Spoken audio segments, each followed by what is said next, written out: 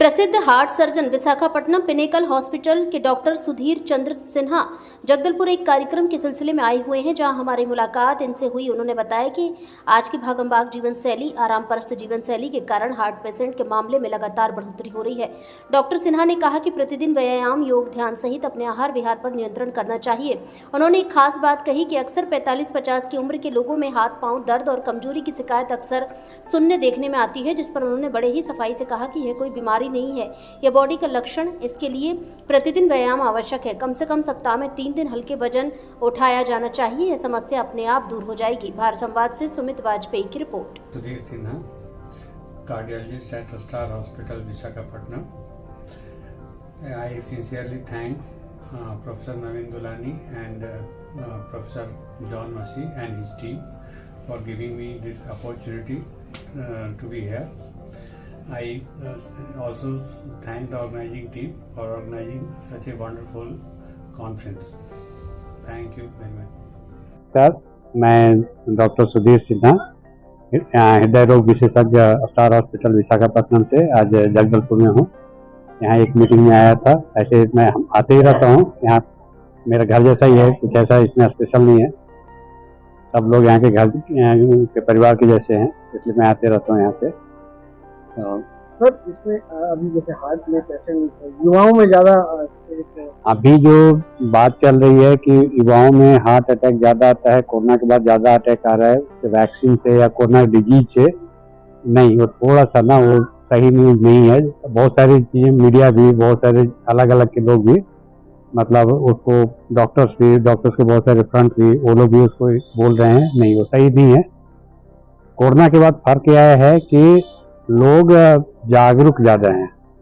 Corona के पहले social media का उतना इस्तेमाल नहीं होता था जितना कि कोरोना के बाद हो रहा है।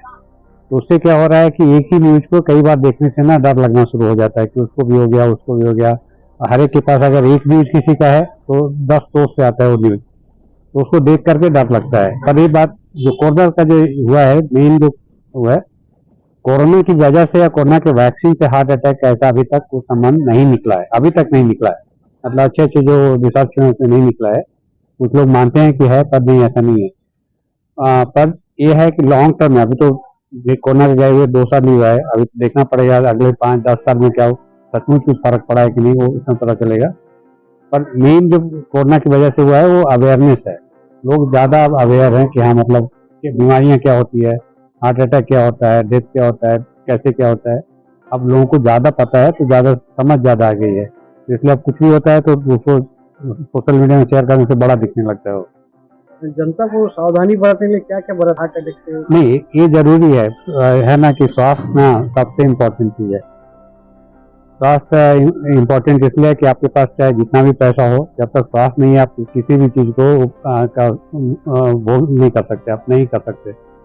तो स्वास्थ्य जरूरी है। स्वास्थ्य के लिए हमारा जो सबसे बड़ा जो दुश्मन है, जो हम लोग हैं, जितने जनरेशन, नमक और चीनी, ये 2 हमारा सबसे बड़ा दुश्मन है।